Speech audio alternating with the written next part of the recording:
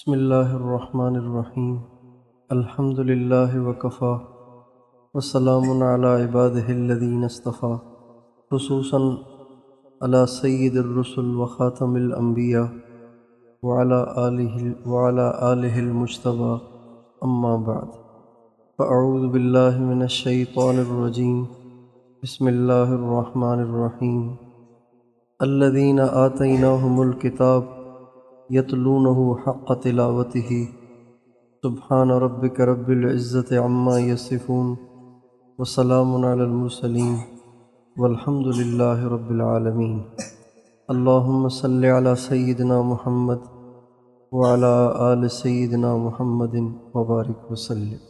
تاریخ اسلام کے اندر ہمیشہ سے کفریہ طاقتوں کی یہ کوشش رہی ہے کہ اسلام کو مٹا دیا جائے، اسلام والوں کو مٹا دیا جائے، قرآنی علوم کو مٹا دیا جائے، اور ان علوم کے جو حاملین ہیں ان کو مٹا دیا جائے، یہاں تک کہ دنیا میں اسلام کا نام و نشان باقی نہ رہے۔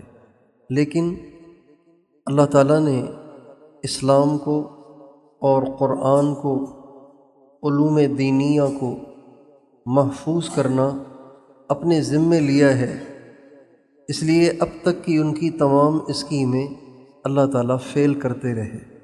اسلام کی حفاظت میں، قرآن کی حفاظت میں، علوم دینیہ کی حفاظت میں سب سے بڑا کردار وہ ان مدارس دینیہ کا ہے۔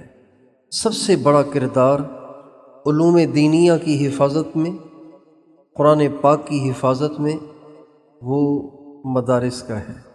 اللہ تعالیٰ جس سے جو چاہے کام لے لے۔ یمن کا بادشاہ تھا ابرہہ، یمن کا بادشاہ تھا ابرہہ۔ اس کو یہ بات بری لگتی تھی کہ سارے ہی عرب مکے جاتے ہیں اور جا کے بیت اللہ کا طواف کرتے ہیں، تو کیوں نہ میں اپنا گھر کوئی بناؤں، ساری دنیا ادھر آیا کرے۔ جن لوگوں کو بڑا بننے کا شوق ہوتا ہے، جن کے دلوں میں شہرت کا شوق ہوتا ہے، ان کو ایسی الٹی سیدھی باتیں سوچتی رہتی ہیں۔ اس کو بھی شہرت کا شوق تھا، مشہور ہونے کا شوق تھا۔ اس نے کہا مکے جاتے ہیں یہاں سے دور دراز لوگ، کیوں نہ میں یہاں ایسا گھر بنا لوں بالکل اسی شکل کا، تاکہ لوگ یہاں آنا شروع ہو جائیں۔ چنانچہ اس نے ایک گھر بنایا، تو گھر تو بنایا لیکن گیا کوئی نہیں، جاتا کوئی بھی نہیں تھا۔ یہ بات اس کو بہت بری لگی کہ سیم وہی گھر میں نے یہاں بنا دیا، لوگ وہاں جاتے ہیں ادھر نہیں آتے ہیں۔ یہ بات اس کو بہت بری لگی، اس کی عزت نفس کے خلاف لگی، اس کو اپنی بے عزتی محسوس ہوئی۔ چنانچہ اس نے ایک لشکر تیار کیا ہاتھیوں کا۔ جانوروں میں پہلے جنگیں جانوروں پہ ہوا کرتی تھیں، گھوڑوں پر، اونٹوں پر، گدھوں پر، خچروں پر، لیکن سب سے زیادہ طاقتور جو لشکر ہوا کرتا تھا وہ ہوا کرتا تھا ہاتھیوں کا، کیونکہ ہاتھی ایسا جانور ہے جو ایک گولی سے بھی نہیں مر سکتا، وہ بہت طاقتور ہوتا ہے۔ چنانچہ اس نے اپنی سمجھ کے مطابق سب سے زیادہ طاقتور لشکر تیار کیا۔ اس کے جی میں یہ تھی کہ جب مضبوط ترین لشکر لے کر جاؤں گا تو اگر کوئی بیت اللہ کو گرانے میں کوئی آڑے بھی آیا تو اس سے بھی ہم نمٹ لیں گے، اس سے بھی لڑ لیں گے۔ اس لیے ایسا لشکر تیار کیا کہ اگر سارا عرب بھی ان کے مقابلے میں آ جائے تو اس سے بھی لڑنا آسان ہو۔ چنانچہ اس نے ہاتھیوں کا لشکر تیار کیا، مضبوط ترین لشکر، اور یمن سے لے کر صنعاء میں اس کا تخت تھا، وہاں سے وہ لشکر لے کر چلا، اور چلتے چلتے چلتے چلتے جب مکے کے قریب جہاں حرم کی حدود ہیں وہاں پہ پہنچا تو حدود حرم میں اس کے ہاتھیوں نے داخل ہونے سے انکار کر دیا، کیونکہ انسان جانے نہ جانے، جانور تو جانتا ہے نا کہ کون سی جگہ کتنی محترم ہے۔ اللہ تعالیٰ نے جس جگہ کو محترم بنایا ہے، حرم کہتے ہی محترم جگہ کو ہے، اللہ تعالیٰ نے اس کو محترم بنایا ہے۔ انسان کافر ہو سکتا ہے، جانور کافر نہیں ہو سکتا۔ وَلَهُ أَسْلَمَ مَنْ فِي السَّمَاوَاتِ وَالْأَرْضِ، اللہ تعالیٰ فرماتے ہیں ساری دنیا مسلمان ہے، صرف ایک انسان ہے جو کافر ہوتا ہے۔ دنیا میں کوئی بھی کافر نہیں ہے، کوئی جانور، کوئی چوپایا، کوئی فرشتہ، کوئی کیڑا، کوئی مکوڑا، کوئی پرندہ، کوئی چرند، کوئی پرند، کوئی بھی کافر نہیں ہوتا، سب کے سب مسلمان ہوتے ہیں، سارے اللہ کو مانتے ہیں، اللہ کو جانتے ہیں۔ صرف انسان ہے کہ جو ہٹ دھرم ہو جاتا ہے۔ چنانچہ ہاتھی کھڑے ہو گئے، ابرہہ اور اس کے فوجیوں نے بڑا زور لگایا، بہت مارا ہاتھیوں کو، لیکن ہاتھی 1 انچ بھی حرم میں داخل نہیں ہوا، باہر کھڑے رہے۔ جب اس نے دیکھا کہ یہاں سے آگے ہاتھی بڑھ ہی نہیں رہے تو وہ ہاتھیوں سے اتر گئے اور پیدل وہ حرم کے اندر گھس گئے۔ جو ہی حرم میں گھسے تو ایک جگہ بہت سارے اونٹ چرتے ہوئے نظر آئے، تو ابرہہ نے حکم دیا ان سارے اونٹوں کو قبضے میں لے لو۔ ان اونٹوں کو قبضے میں لے لیا گیا۔ اس کا اونٹوں کو قبضے میں لینے کا مقصد یہ تھا کہ جن کے اونٹ ہوں گے وہ ضرور چھڑانے آئیں گے، ان سے بات ہوگی اور پھر ہم اندر گھس کے بیت اللہ کو گرائیں گے۔ چنانچہ جب اس نے اونٹوں کو قبضے میں لیا تو وہ اونٹ اللہ کی شان ہمارے نبی کے دادا جان حضرت عبد المطلب کے تھے۔ ان کو پتہ چل گیا کہ میرے اونٹوں پہ قبضہ کیا ہے، کوئی شخص آیا ہے ابرہہ نامی یمن سے، اس نے میرے اونٹوں پہ قبضہ کر لیا ہے۔ حضرت عبد المطلب اٹھے اور چل پڑے اس کی طرف، اور ماشاءاللہ اللہ تعالیٰ نے حضرت عبد المطلب کو عجیب چہرے پہ نور دیا تھا اور عجیب ان کو قد کاٹ دیا تھا، چوڑا جسم، لمبا قد، بڑی داڑھی، وجیح چہرہ اللہ تعالیٰ نے ان کو دیا تھا۔ خاتم النبیین کے دادا تھے، سرکار دو عالم کے دادا تھے۔ جب وہ تشریف لائے تو ابرہہ تو چھوٹے قد کا تھا، کالا بھی تھا، چھوٹے قد کا بھی تھا۔ اس نے جو ہمارے نبی کے دادا کو دیکھا، اتنا بڑا آدمی، اتنا نورانی آدمی اور اتنا چودھری ٹائپ آدمی آ رہا ہے، تو وہ ایک دم کھڑا ہو گیا، ان کے احترام میں کھڑا ہو گیا اور آگے بڑھ کر ان کو لیا اور لا کے اپنے ساتھ ان کو بٹھایا۔ حالانکہ اس کے ذہن میں یہ تھا کہ جو آئے گا اس کو ماریں گے، لیکن وہ بے بس ہو گیا، ان کی وجاہت کو دیکھ کے ان سے متاثر ہو گیا، ان کو پاس بٹھایا، پاس بٹھا کے کہا کیسے تشریف آوری ہوئی؟ حضرت عبد المطلب فرمانے لگے آپ نے میرے اونٹوں پہ قبضہ کیا ہے، وہ چھڑانے آیا ہوں۔ تو ابرہہ کہنے لگا آپ کے قد کاٹ سے تو آپ بہت بڑے آدمی لگ رہے ہیں، لیکن آپ کی بات سے میرے دل میں آپ کی وہ عظمت نہیں رہی، اس لیے کہ آپ نے بہت چھوٹی بات کی ہے۔ میں آپ کے کعبے کو گرانے آیا ہوں اور آپ کو اونٹوں کی پڑی ہوئی ہے۔ تو حضرت عبد المطلب نے عجیب جواب دیا، فرمانے لگے انا رب الابل وللبیت رب سیمنعہ، اونٹوں کا مالک میں ہوں، اس لیے میں چھڑانے آ گیا ہوں، اس گھر کا مالک کوئی اور ہے، وہ خود ہی تم سے نمٹ لے گا، وہ خود اپنے گھر کی حفاظت کرے گا، اس کو اپنے گھر کی حفاظت خوب آتی ہے، اس کو اپنے گھر کی حفاظت بولیے۔ چنانچہ حضرت عبد المطلب تو اونٹ لے کے واپس لوٹ گئے اور مکے میں داخل ہو کر مکے والوں کو آگاہ کیا کہ ابرہہ اس نیت سے آیا ہے، اور قریش کو اکٹھا کر کے بیت اللہ کے پاس چلے گئے اور ملتزم جو چمٹنے کی جگہ ہے وہاں پہ پہنچے اور چمٹ کے رو رو کے اللہ سے دعا کی، اللہم ان المرء یمنع رحلہ فامنع رحالک، اے اللہ ہر ایک اپنے گھر کی حفاظت کرتا ہے، آج تیرے گھر کو صلیب کے پجاری گرانے آئے ہیں، اے رب کریم آپ اپنے گھر کی اب خود حفاظت کریں، ہمارے بس میں نہیں ہے اتنے مضبوط لشکر سے لڑنا۔ ابھی حضرت عبد المطلب قریش کو لیے وہاں دعائیں مانگ رہے تھے کہ اللہ تعالیٰ نے ابابیلوں کے غول بھیج دیے۔ ابابیل ایک پرندہ ہوتا ہے جو ہمارے ہاں نہیں ہوتا، عرب میں ہوتا ہے، چڑیا جیسا چھوٹا سا پرندہ ہوتا ہے، کالا سا، براؤن کلر کا اور چھوٹا سا ہوتا ہے، چڑیا جیسا، غولوں کے غول، پتہ نہیں کہاں سے آ گئے اتنے سارے۔ اور پھر ہر ابابیل کے منہ میں ایک کنکری، چھوٹی سی پتھری، چڑیا جیسا پرندہ اس کے منہ میں کتنی پتھری آئے گی، دوسری ایک پنجے میں، تیسری دوسرے پنجے میں، ہر ابابیل کے پاس 3 کنکریاں تھیں، اور یہ ہزاروں کی تعداد میں ابابیل تھے، اور یہ سب کے سب چلے۔ جب ہاتھیوں کے لشکر کے پاس پہنچے تو ہر ابابیل اپنی ایک کنکری گراتا تھا، چونچ والی، پھر ایک پاؤں والی، پھر دوسرے پاؤں والی۔ اللہ تعالیٰ نے ابابیل کی چونچ میں اور پنجوں میں جو پھنسی ہوئی کنکریاں تھیں نا، ان میں اللہ تعالیٰ نے وہ تاثیر رکھ دی تھی جو آج کل کیمیائی بم میں ہوتی ہے۔ ایک بم ہوتا ہے جو آگ پھیلاتا ہے، جو تباہی مچاتا ہے۔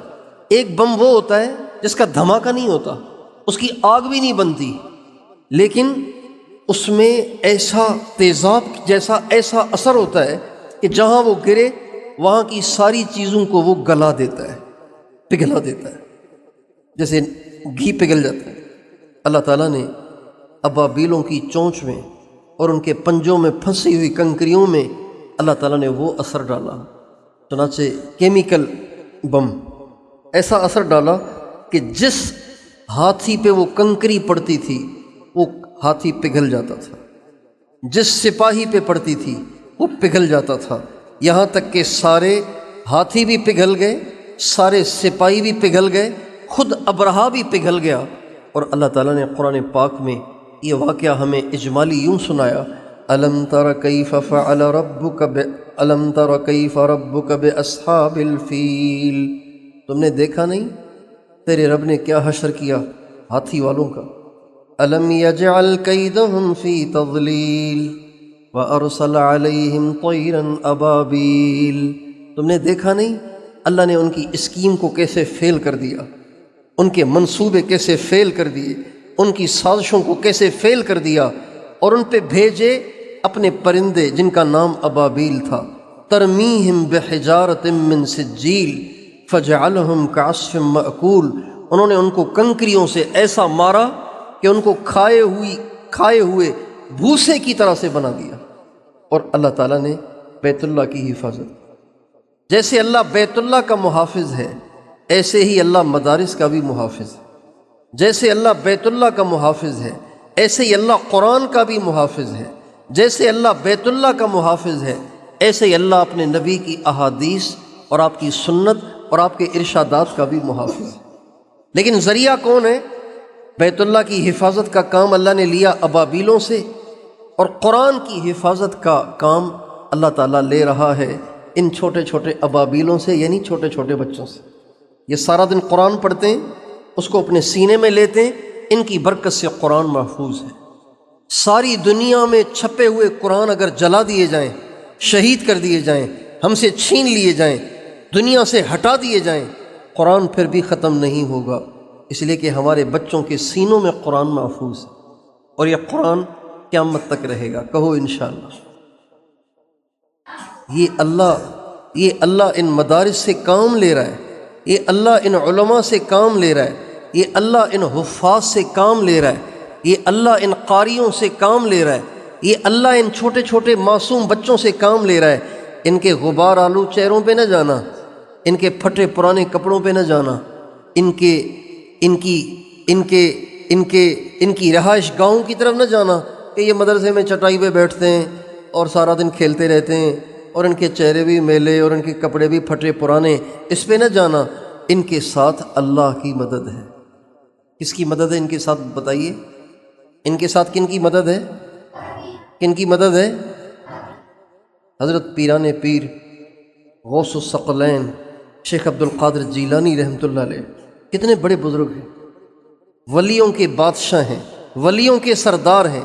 ان کے پاس ایک شخص پڑھتا تھا، علم پڑھتا تھا، ایک دفعہ اس سے کوئی غلطی ہوئی اس سے، تو حضرت پیران پیر رحمۃ اللہ علیہ نے اس کو ڈانٹ کے وہاں سے بھگا دیا، چلے جاؤ یہاں سے، بھگا دیا وہاں سے۔ کافی دیر کے بعد حضرت پیران پیر رحمۃ اللہ علیہ نے دوبارہ پیغام بھیج کے اس کو بلوایا۔ کسی نے پوچھا حضرت آپ نے تو ڈانٹ کے بھگا دیا تھا اس کو، پھر بلوا کیسے لیا؟ فرمایا ابھی مجھے آنکھ لگ گئی تھی اور نبی کریم صلی اللہ علیہ وسلم کی مجھے زیارت ہوئی، اور فرمایا دین کے طالب علم کو ڈانٹا نہ کرو، دوبارہ اس کو بلاؤ اور اس کو پڑھاؤ، یہ میرے مہمان ہیں۔ یہ مدرسوں والے کس کے مہمان ہیں؟ بولیے بھائی، یہ مدرسے میں پڑھنے والے بچے کس کے مہمان ہیں؟ اللہ کے مہمان ہیں، اللہ کے نبی کے مہمان ہیں۔ ہمارے ہاں ایک قاری صاحب ہیں، ابھی زندہ ہیں، بوڑھے ہو گئے ہیں ابھی، یہ خود انہوں نے مجھے بتایا۔ ماشاءاللہ ان کے بہت مدرسے ہیں، میرا خیال ہے کوئی 100-150 مدرسے ہوں گے ان کے پورے سندھ میں، بوڑھے ہو گئے ہیں، تو ایک مدرسے کا افتتاح تھا، تو وہاں انہوں نے ہمیں دعوت دی، آج سے کوئی 18-19 سال پہلے۔ تو بیان کے بعد پھر انہوں نے مجھے الگ بٹھایا، پھر ان سے بات چیت ہوتی رہی، پھر انہوں نے ایک واقعہ عجیب سنایا۔ کہنے لگے کہ پہلے ہمارا مدرسہ چھوٹا سا تھا، ہمارے پاس باورچی رکھنے کی اتنی استعداد نہیں تھی، تو میری جو والدہ تھی نا، وہ مدرسے کے سارے بچوں کی روٹیاں پکایا کرتی تھی، میری ماں پکایا کرتی تھی سارے بچوں کی روٹی۔ تو فرمانے لگے کہ ایک دفعہ میری والدہ کو حضرت اماں فاطمۃ الزہرا کی زیارت ہوئی خواب میں، حضرت اماں فاطمہ کی زیارت ہوئی خواب میں، اور کہا میں آپ سے اس لیے ملنے آئی ہوں کہ آپ میرے بابا کے مہمانوں کی روٹیاں پکاتی ہیں۔ یہ اس نے خود مجھے سنایا قاری صاحب نے، ابھی وہ بہت بوڑھے ہو گئے ہیں، کمزور ہو گئے۔ میں آپ سے اس لیے ملنے آئی ہوں کہ آپ میرے بابا کے مہمانوں کی روٹیاں پکاتی ہیں، اس لیے میں آپ سے ملنے آئی ہوں۔ اس لیے بھائی، اللہ تعالی ہمیں ان علماء کی قدر دے، ان حفاظ کی قدر دے، ان مدرسوں کے بچوں کی قدر دے۔ ہمارا معاشرہ ان کی قدر نہیں کر رہا، ہمارا معاشرہ ان کو گری ہوئی نگاہوں سے دیکھتا ہے۔ مدرسے کا بچہ گزر رہا ہو تو اس کو الگ نظر سے دیکھا جاتا ہے، اور کوئی ٹپ ٹاپ 3 پیس سوٹ میں جا رہا ہو تو اس کو الگ نظر سے دیکھا جاتا ہے، کوئی فر انگریزی بول رہا ہو اس کو الگ نظر سے دیکھا جاتا ہے، اور کوئی فر قرآن پاک کے سپاروں پہ سپارے سنائے اس کو الگ نظر سے دیکھا جاتا ہے۔ فر انگریزی بولنے والے کو رشک کی نگاہوں سے دیکھا جاتا ہے، ایسا بچہ ہے یار، کیسے بول رہے ہیں انگریزی، اس کے ماں باپ تو کامیاب ہو گئے۔ زبان سے کوئی کہے نہ کہے، دل میں یہی ہوتا ہے۔ لیکن اگر کسی کا بچہ حافظ قرآن ہو کر فر قرآن سنا رہا ہو، کہ کون سا کمال ہے، چندے پہ ہی پلے گا اور کیا کرے گا۔ میرے بھائی، مرنا ہم سب نے ہے، دنیا سے جانا سب نے ہی ہے۔ آپ فر انگریزی بولنے والوں کا بھی انجام دیکھنا، اور فر قرآن پڑھنے والوں کا بھی انجام دیکھنا، اور فر انگریزی بولنے والوں کے ماں باپ کا بھی انجام دیکھنا، اور قرآن پاک حفظ کرانے والے اور قرآن پاک کے علوم کو پڑھانے والے ماں باپ کا بھی انجام دیکھنا۔ اس دن آپ کو احساس ہوگا، لیکن اس دن کا احساس کوئی نفع مند نہیں ہوگا۔ فسوف ترى اذا انکشف الغبار افرس تحت رجلک ام حمار۔ ان قریب جب غبار چھٹے گا تو پتہ چل جائے گا کہ کون گھوڑے پہ سوار تھا اور کون گدھے پہ سوار تھا۔ اس دن واضح ہو جائے گا کہ کس نے کمایا اور کس نے کھویا، کون کامیاب ہوا اور کون ناکام ہوا۔ میں یہ نہیں کہتا کہ انگریزی پڑھنا ناجائز ہے، انگریزی پڑھنا برا کام ہے، جائز ہے۔ اگر کوئی دین کی نیت سے پڑھے، دین کی تبلیغ کی نیت سے پڑھے تو اس میں ثواب بھی ہے، لیکن المیہ یہ ہے کہ ہم ان کو عظمت کی نگاہوں سے دیکھتے ہیں اور ان کو ہم گری ہوئی نگاہوں سے دیکھتے ہیں۔ المیہ یہ ہے، سارا رونا سارا اس کا ہے۔ اس لیے ہم دین کو عظمت کی نگاہوں سے دیکھیں اور دین والوں کو بھی عظمت کی نگاہوں سے دیکھیں۔ تیار ہیں؟ بولیے۔ آپ علماء کی عزت کریں گے، آپ دین کے طلباء کی عزت کریں گے، آپ ان حافظ بچوں کی قدر کریں گے، اللہ آپ کی نسلوں کے ایمان کی حفاظت کرے گا۔ اگر آپ اہل دین کی ناقدری کریں گے، ان کی توہین کریں گے، ان کی تحقیر کریں گے، ان کی تذلیل کریں گے، ان کو گھٹیا جانیں گے، اللہ تعالیٰ آپ کی نسلوں سے ایمان چھین لے گا۔ اللہ تعالیٰ کو اپنے نیک بندوں کی تحقیر بہت ناپسند ہے، اپنے نیک بندوں کی تحقیر بہت ناپسند۔ آپ کہیں گے آج کل نیک ہے کون؟ لوگ کہتے ہیں آج کل نیک ہے کون؟ یہ داڑھیوں والے سارے نیک تھوڑی ہیں، ہمیں پتہ ہے کیا کر رہے ہیں یہ۔ نہیں بھائی، نیکوں سے مراد وہ نہیں جنہوں نے ساری زندگی کبھی کوئی گناہ کیے ہی نہیں۔ نیکوں سے مراد وہ ہیں جنہوں نے نیکوں کا روپ دھار رکھا ہے۔ نیکوں سے مراد وہ ہیں جنہوں نے نیکوں کا روپ دھارا ہوا ہے۔